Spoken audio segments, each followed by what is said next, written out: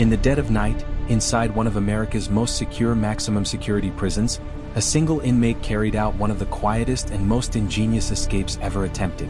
No dramatic tunnel dug through concrete. No bribed guards. No Hollywood-style explosions or disguises. Just everyday objects turned into silent tools of freedom. 4 months, he moved like a ghost through the system, planning, adapting, and executing a plan so subtle that the prison barely noticed he was gone until it was almost too late. This is the story of a prisoner's silent escape plan. Let's call him Alex Rivera, a 34-year-old man serving a 25-year sentence for armed robbery and assault. Alex wasn't a career mastermind or a violent psychopath. He grew up in a rough neighborhood, made bad choices, and paid the price by landing in a level 5 maximum security facility known for its razor wire fences, constant surveillance, and reputation for breaking even the toughest inmates. The prison was designed to be escape-proof.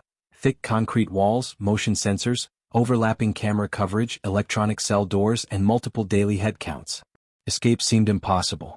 Yet Alex saw something that others didn't: the small, overlooked gaps created by routine, boredom, and overconfidence in technology. The facility itself was a fortress built in the 1980s. It featured a central control hub with cell blocks radiating outward like spokes on a wheel. There was a heavily guarded workshop area, a recreation yard surrounded by high walls, and an administrative wing. Every corridor had multiple cameras. Every movement outside the cell block required strip searches. Guards were trained to notice even the slightest change in behavior. But Alex understood that no system is perfect. He began his plan not with a bold breakout, but with patient, meticulous observation. During his first 6 months inside, Alex mapped every detail of prison life. He noted the exact timing of guard shift changes, the brief moments when camera coverage had blind spots, the way maintenance crews moved tools through the facility, and which everyday items inmates were allowed to keep or access. He volunteered for every available job, especially in the prison workshop where inmates repaired furniture and fixed minor equipment. There, he learned to handle basic tools and quietly collected tiny, seemingly harmless materials. A broken toothbrush handle, pieces of dental floss, discarded electrical wire, scraps of melted plastic from cafeteria trays, and bits of metal from old appliances. His first creation was a silent lockpick. Using the metal spring from a ballpoint pen and a carefully filed piece of a plastic spoon, he crafted a tool thin enough to slip into the small gaps of his cell door's manual override. He practiced for weeks in total darkness, listening for the faint click that signaled success. The pick was so small it could be hidden inside the hem of his uniform without detection. The real genius of Alex's plan lay in how he exploited the prison's daily routines. Every morning, inmates were given 30 minutes of cell sanitation time. Alex used this window to slowly loosen the screws on the ventilation grate in the ceiling of his cell. He didn't cut through metal that would have triggered alarms. Instead, he used dental floss soaked in a homemade solvent made from prison-issued cleaning chemicals mixed with soap. Over many weeks, the floss acted like a silent saw, gradually weakening the screws until he could remove the grate without making any noise. To cover his work, he created a fake replacement grate using cardboard from food packages, carefully painted with shoe polish to match the real one. When guards performed visual checks during rounds, everything appeared completely normal.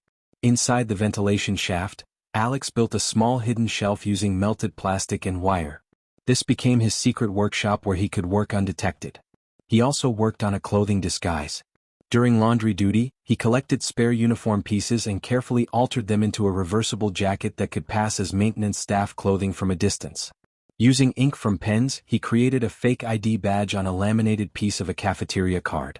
The photo was a tiny printed image from an old magazine, glued and touched up with pencil lead. One of his most effective inventions was a pair of Shadow Walker shoes. He took the rubber soles from old shower shoes and attached them to the bottom of his prison-issued sneakers using melted plastic.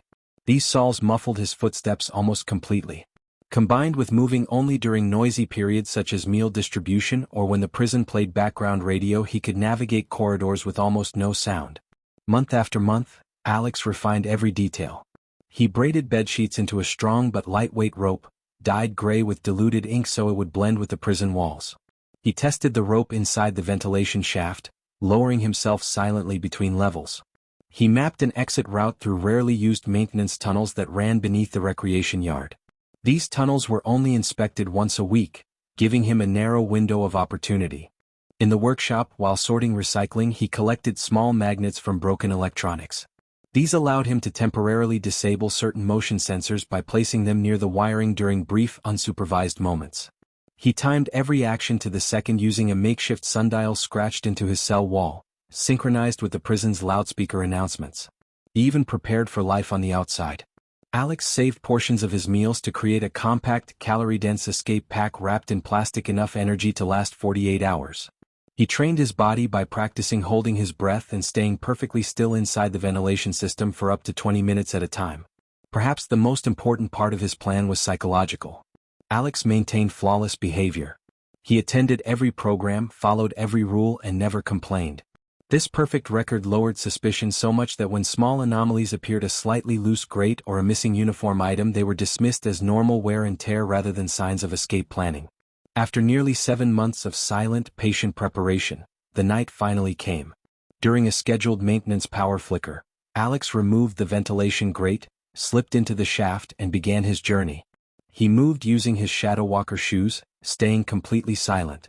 At one point, he hung suspended only inches above a guard station, holding his breath for 18 straight minutes while officers chatted below him, completely unaware. He emerged in the maintenance tunnel, changed into his disguised jacket, and used the fake ID badge to pass a dimly lit checkpoint. The tired guard barely glanced at him.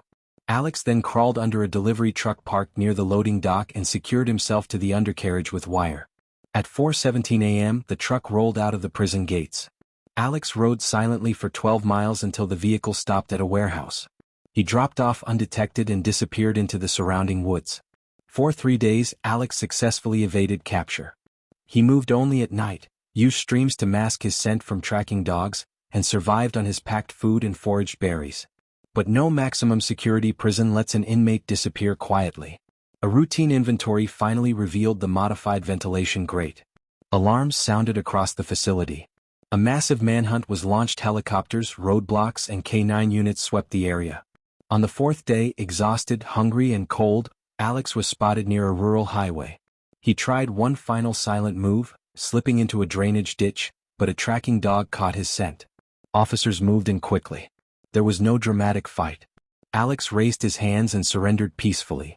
When he was returned to the prison, the warden ordered a full investigation. What they discovered shocked the entire staff. Alex's escape had exposed dozens of small but critical vulnerabilities: outdated ventilation systems, predictable routines, over-reliance on cameras instead of human observation, and the danger of allowing inmates access to even the most ordinary objects. As a direct result, the prison implemented sweeping reforms.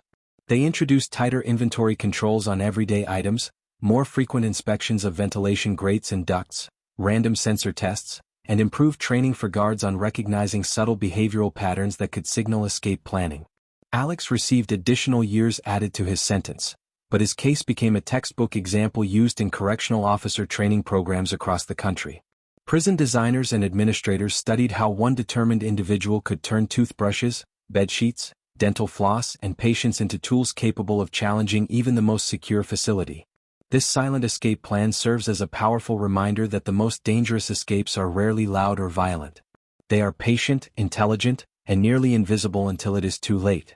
In an age of high-tech security systems, sometimes the simplest everyday objects combined with human creativity and relentless focus can still outsmart the system.